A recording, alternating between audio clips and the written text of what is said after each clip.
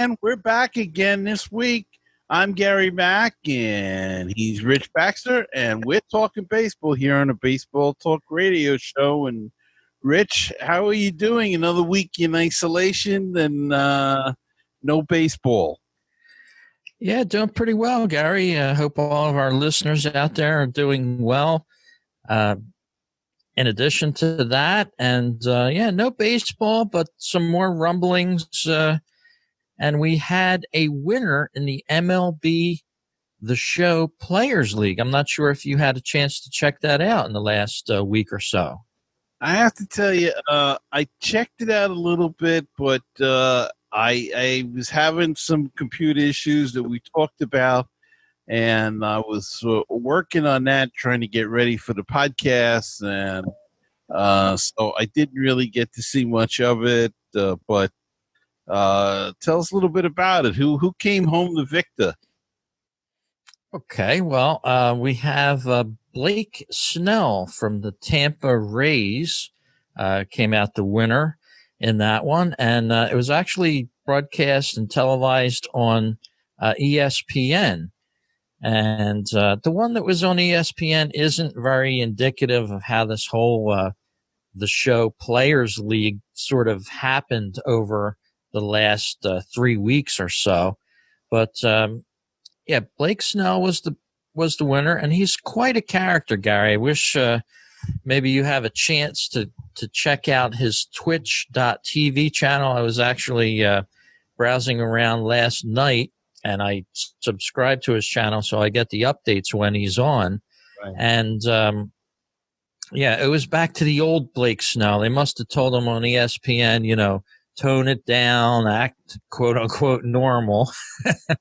But when he's on his own channel on Twitch, he's the way he is all the time, apparently. And that's pretty fun. You can tell how young he is, and his fans that joined the Twitch channel. We talked a little bit about that last week on how much money these guys can generate from their Twitch channels. It's thousands of dollars a month.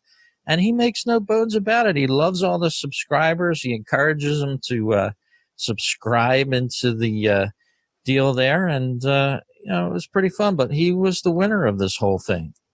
Well, he's got the name, so I guess that helps. And, it's interesting that it was started off as a small thing. And then I guess ESPN got involved, like you said. Then all of a sudden it got that extra bit of stuffiness added to it. But I guess that's what happened when you're talking about big money and stuff. So it is what it is, I guess. But they found it interesting, and players are doing all kinds of things to try to pass the time now.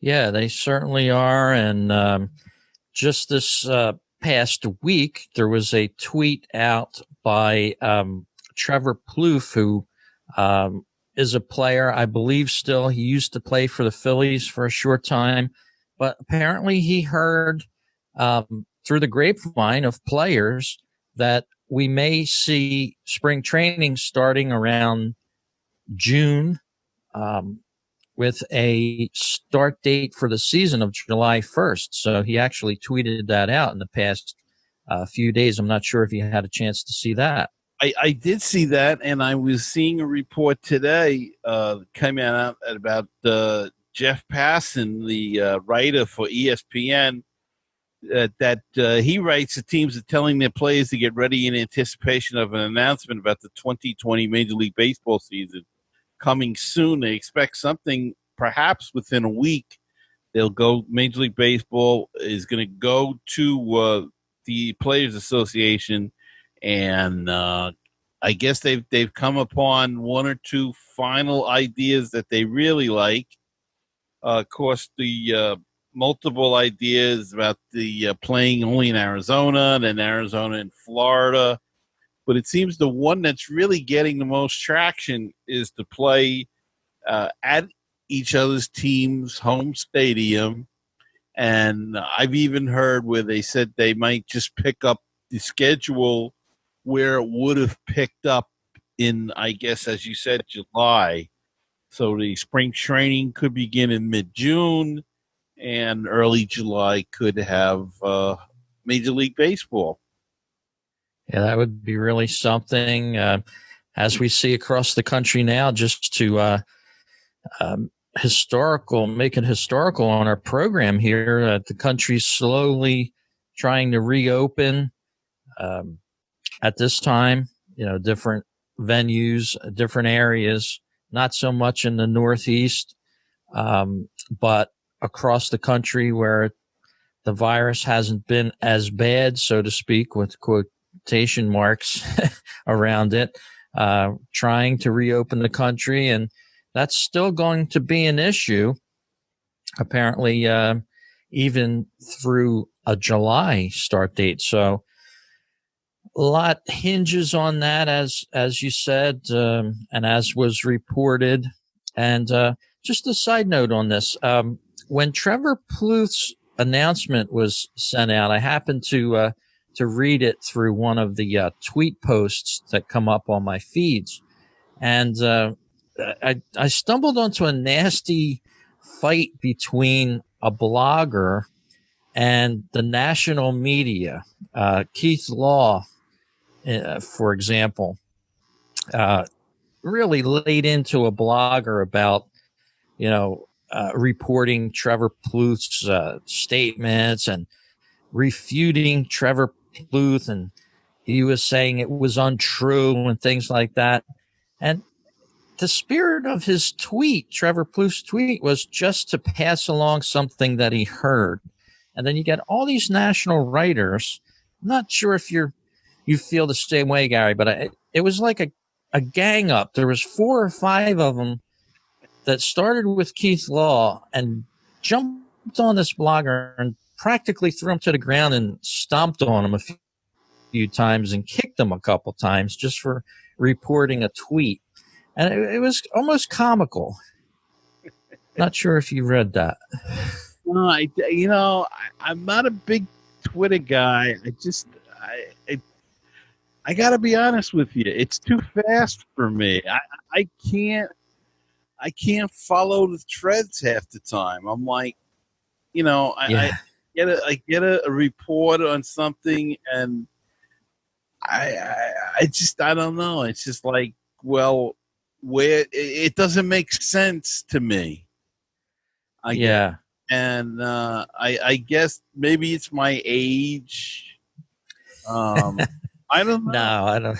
You're not that old. I'm pretty old. You're not Abner Doubleday, for God's sakes. No, but I kind of, see, Facebook makes sense to me because you have a post and then there's comments and you can follow it. Twitter, people say things and then there's stuff put up there, but there's such a disconnection to me. And Instagram, I don't understand at all. I just put stuff up there, but I don't know what I'm doing with that at all. Yeah, you're like me with that. I'm not a big Instagrammer. But yeah, I need a program to actually keep track of things on Twitter as much as I do. It's tweetdeck.twitter.com, and you can have 10 or 12 different columns open, monitor different things at the same time. And it's almost like in my estimation, in the old days, to compare it, people like us will remember, and slightly, people around our age, the ticker tapes that used to come up, at a press building. They're constantly going. Well, Twitter's constantly going. You have to sort of monitor here, monitor there.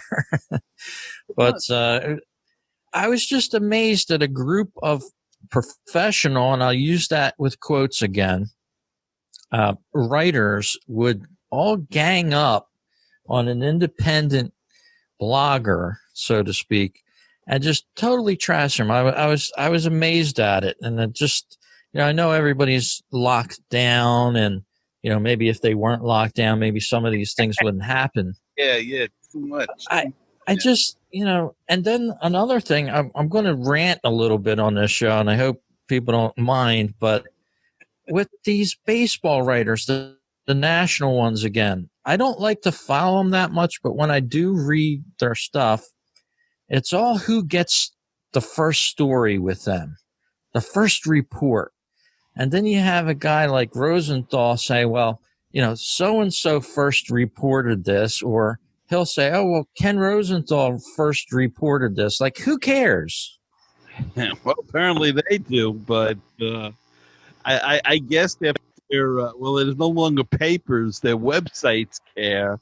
I don't know. I noticed that too, and a lot of times that's why I think you hear a lot of crap out there that's broken, supposedly breaking news, and then you find out later it's really nothing happened.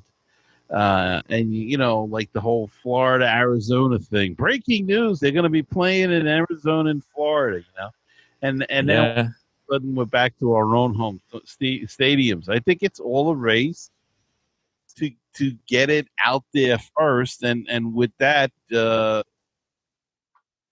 lot of mistakes occur. Yeah, and it's a race amongst that clique of maybe, I don't know, 8 reporters maybe that really are in the national media and they follow baseball, and they're all like in this race to report first. Who has the inside scoop? Who's got the best inside channel to what they can report on. And it's almost comical. I just read one this morning, as a matter of fact.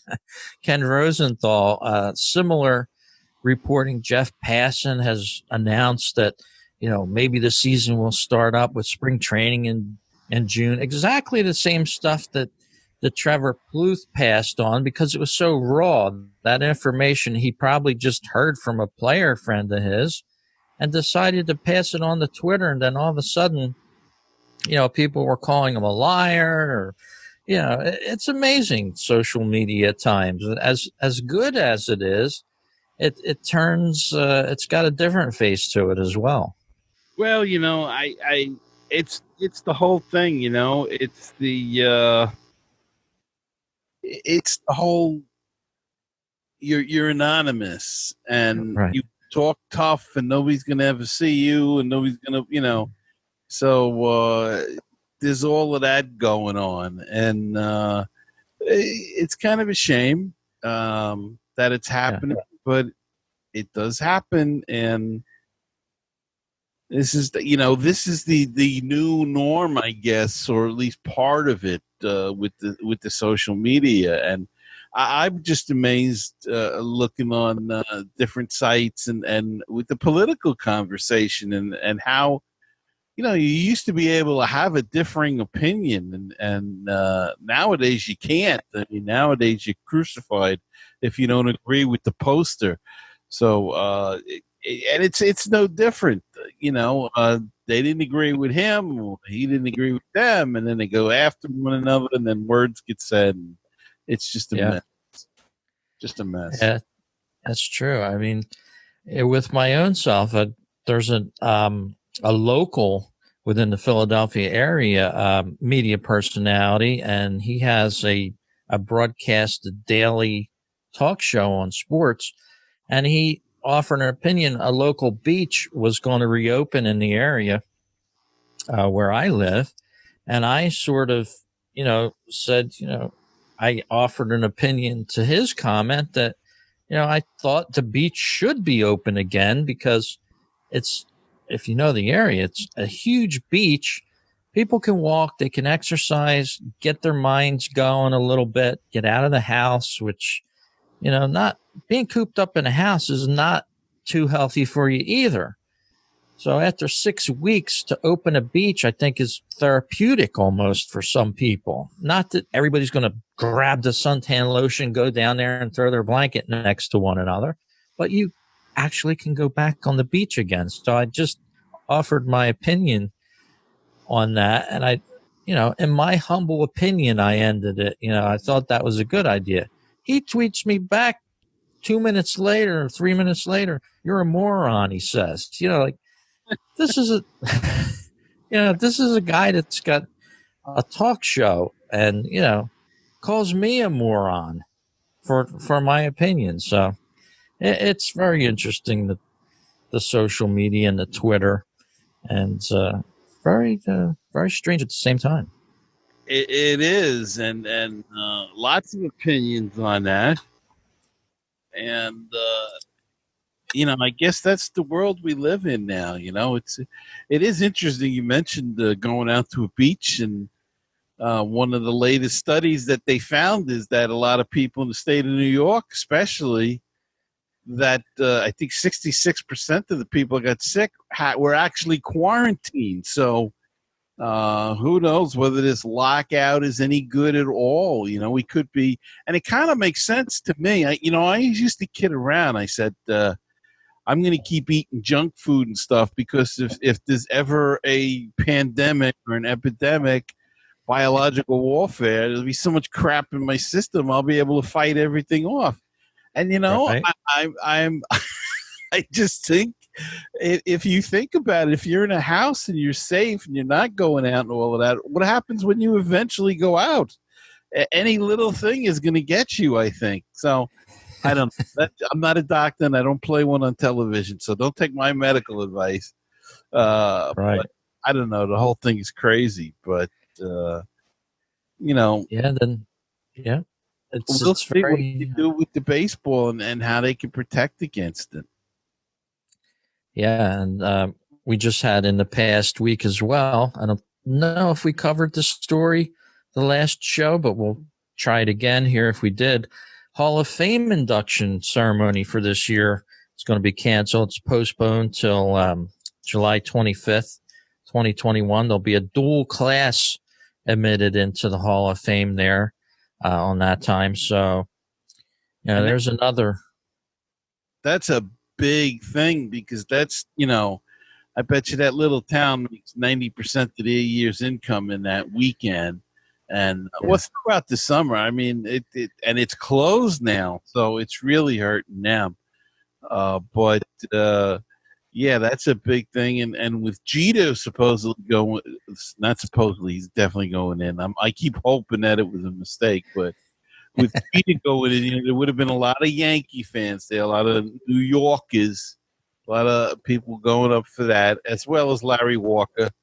Uh, that's a big nut to lose in the economy, but this virus is wreaking havoc and everything, and everybody's doing what they should do to be safe. And you've seen the pictures on induction weekend up there. I mean, it's wall to wall people, and it's not that big a town. Yeah. Yeah. It's going to be hopping in 21, apparently. So make your plans now. Yeah. July 25th, July 25th, 2021. And Gary, what you just said reminded me of one of our listeners and our longtime listeners. I'll just give his first name, Jack. Thanks for the email, Jack. Doing well. I believe Jack and I were down around spring training time, and we survived it well. We're back home now, but thanks for the email. I'm not sure if I responded to you, but we're doing well. Thank you, Jack. Yeah, Jack, we're hanging in there, and stay safe. And what else can you say? A bit of a sad story coming out of baseball. It's been around about a week or two, I think. I don't think we spoke about it much, but the Orioles outfielder Trey Mancini is battling cancer. In an article he penned for the Players Tribune, Mancini revealed that he was diagnosed with stage 3 colon cancer after a series of tests and blood work done leading up to the 2020 spring training, and he expects to miss the season. That's kind of a sad thing. You don't want to see anybody get cancer, and a young man, professional athlete, 27 years old. It really hurts. We talk about this virus and everything, but the cancer is an insidious disease as well. Yeah, and it's a wake up call again for people to get tested, get to their doctors, make their tests and things like that. So it's eye-opening, as you said, Gary. It's sad at the same time, and hopefully, at least with that, it seems like they have a good handle on it, and the treatments are pretty good. So we wish Trey Mancini and family a quick recovery and a speedy get well to him. And Gary, over the last couple days here, some little brighter news: ESPN getting the broadcast contract of some games. It's from overseas. On May 4th, they announced that they'll broadcast 6 KBO games per week, one game every Tuesday through Sunday, in addition to covering the KBO postseason. So, there is some baseball on TV for you to watch. Korean baseball organization. And it was funny because somebody had asked Blake Snell last night in the chat room whether he was going to watch it or not. He quickly responded back, no, I will not be watching that, so even the players are not on board with a lot of this stuff, but, for the fans that want to see it, they can tune in. So it's cool.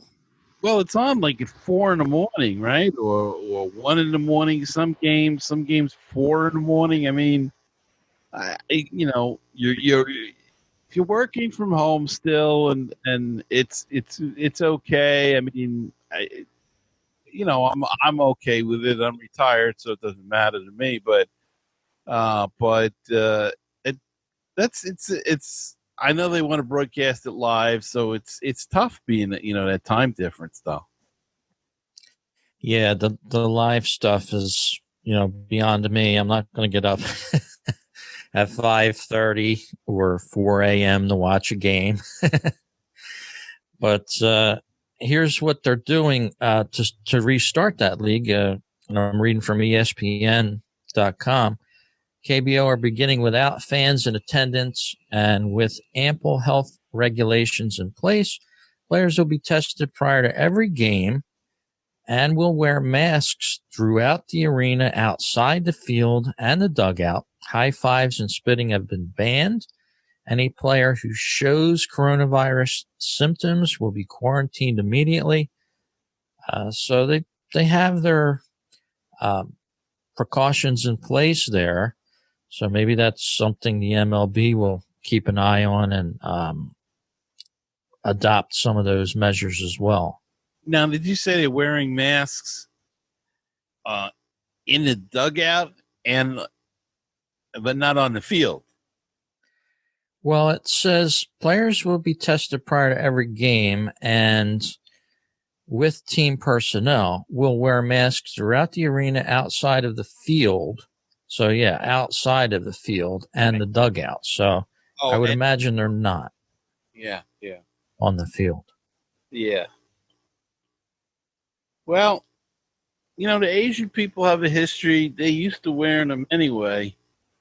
A lot of them wear the masks in the because they live in such dense areas, especially in Japan.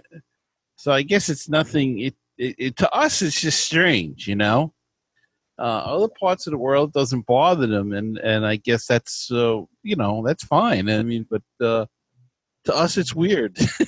So, but that's us. So, yeah. Even now, after wearing a mask, several, and any store you go into requires you to wear a mask where I live. So the other day, I'm walking around the aisles of the local food store, and I'm thinking to myself, wow, I have a mask on. Like, am I dreaming this, or should I be walking around with a mask? It was almost like I was having a bad dream. I was watching.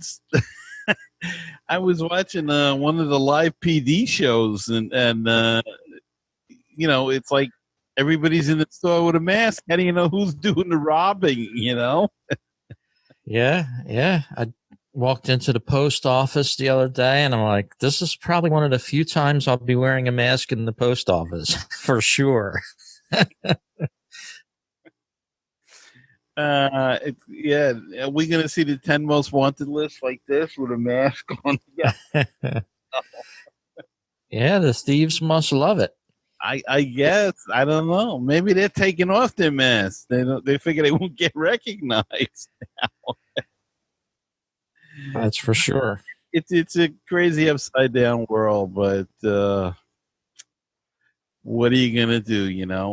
It's funny though. I was thinking about the history of the game yesterday and uh, how much we don't know about the game. And if I said to you, Rich, do you know who Katie Casey is? I would say no. Well, Katie Casey was in the original lyrics of "Take Me Out to the Ball Game." That's really what the song is about. We sing I guess it's the chorus of it, but there's a whole intro to that song, and I just thought an interesting thing how something that was written in 1908, I believe, or even earlier than that, and is still going strong, and it's one of the most popular songs in the world. The amount of lyrics that they've sold on that, and years ago they used to count by what how much they sold sheet music, and they sold a tremendous amount of sheet music. And I just thought it was an interesting thing thinking of it and how it survived this long, and how how cool it is when everybody sings it in the seventh inning and you see little kids, and we don't really have um history isn't something that we follow much anymore, and to have this Yeah. endure that long it's really quite interesting. And the original lyrics written on an envelope and complete with annotations are on display at the National Baseball Hall of Fame in Cooperstown. Of course, not on display right now because they are closed. But when they open, go up there and see it. You can see the original lyric written on an envelope, Rich. He's probably like somebody like me because I'll grab an envelope. I have paper around, but I can never find it when I need it. But I can always find a bill and I'll write on that envelope. But yeah, that is interesting, Gary. The history, and I always do feel a throwback of history when I'm at the ballpark and I hear that song. Yep. You get all wrapped up into it, Yeah. and you must have ESP because I brought up on my screen another little story to bring up. It's on a website called National Pastime, and that's national and spelled PASTIME.com. Every day it'll give you the day in baseball history. So today's May 7th, so I figured we'll go with a couple of these entries here. Way back in 1917 on May 7th, Red Sox left-hander Babe Ruth outduels Walter Johnson in the team's 1-0 victory over the Senators at Griffith Stadium. So that goes back to 1917. Let's pick another one out here. Baseball's got such a great history to it. Let's go with something a little more modern here. All right. 1991, Darryl Strawberry returns to New York as a Dodger with mixed results. A crowd of 49,118, mostly booing fans, watches him hit a 2-run home run, and they cheer when he makes the last out of the game, with the potential tying and winning runs on base in the 6-5 Mets victory way back in 1991. Go. This day in baseball history. It's interesting, Rich.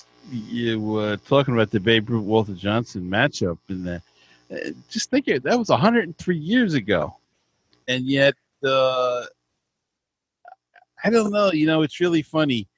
When I was a kid in the 60s and the late 50s and the early 60s, and my mother would talk about some of these players.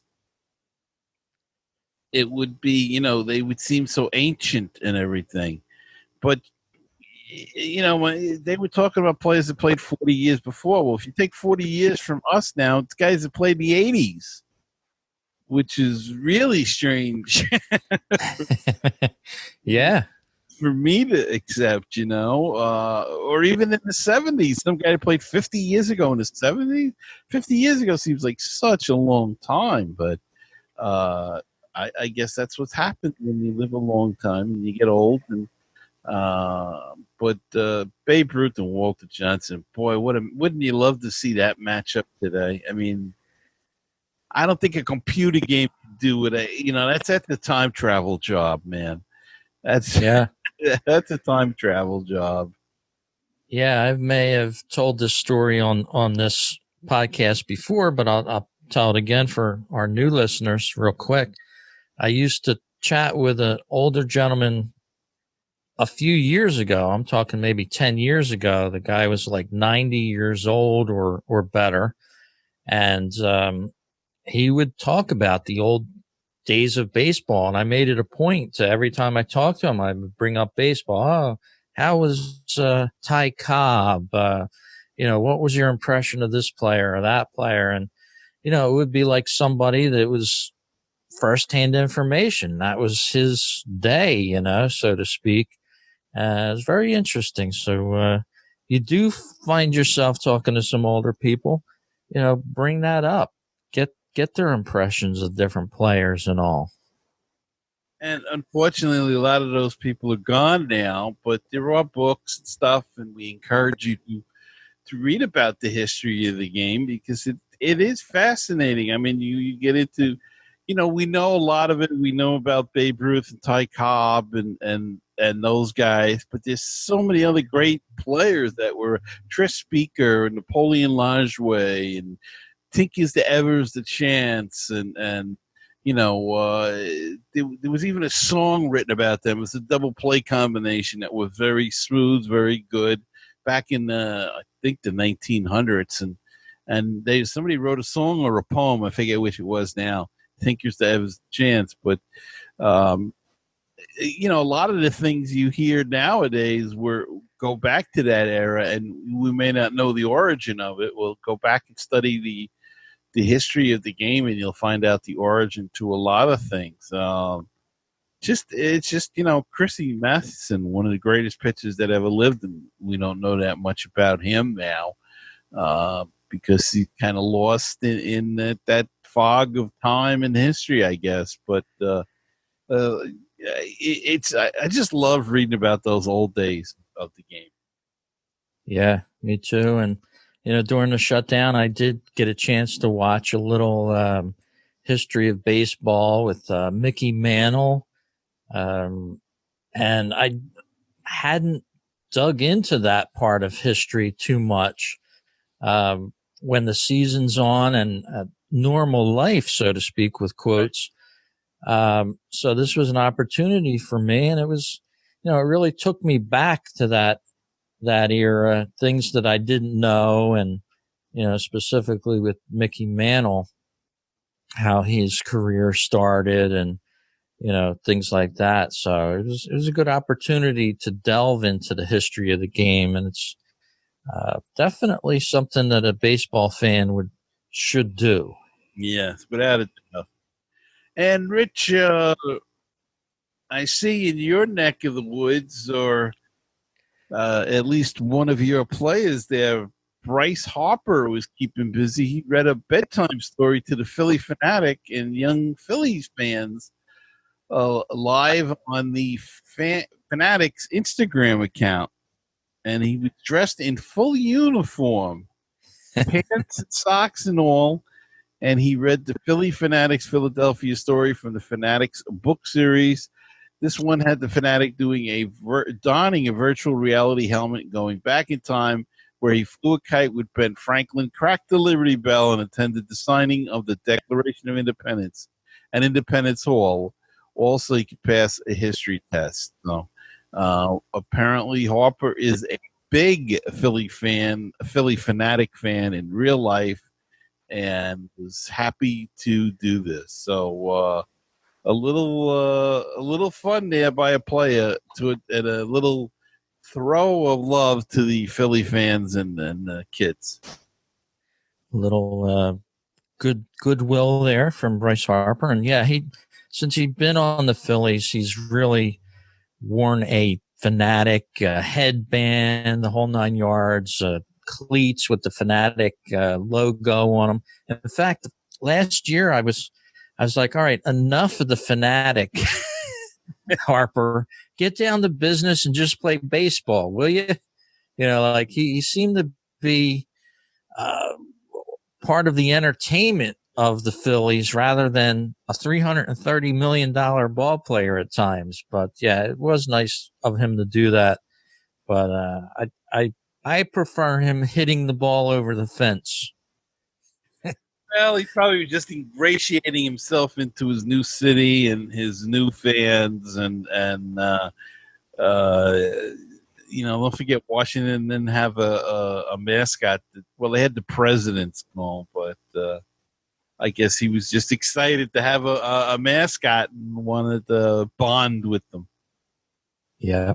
So Bryce Harper doing his part. Mike Trout just tweeted something and made donations. He's been in the local papers down around South Jersey here, making donations to those in need. So yeah, a lot of that happening nowadays, which is a great thing. And Gary, just before we close out here, I stumbled on another story here, ESPN.com. It's about collecting cards. It says, "My priceless, worthless baseball cards" here. It's a pretty good article, which details a collector and into the quarantine now here, talking about his collection of cards and how much he's collected over the years, and how he feels that maybe these are worthless now. So interesting. If you get a chance, pop on over to ESPN.com. I think he had a flood or something like that in the basement, but baseball card story, one of my favorite things. Yeah, and we got to see if we can get somebody on to talk baseball cards with us sometime, maybe. And yeah, a market is, but well, Rich, another week comes to an end, and we still say the same thing, waiting for the game to start. Yeah, maybe by next week we'll have some great news for you, and of course, we'll see. We got to keep monitoring what's going on. Hoping for the best, and stay healthy out there. Wear your masks, wash your hands. I'm actually back to work in my position now, so I'm out and about again. So I'm very wary of washing my hands quite often, wearing my mask, making sure I try not to touch my face. I've tried to do better with that, and please stay safe out there, people. Yeah, and we'll see you again next time on another edition of the Baseball Talk Radio Show.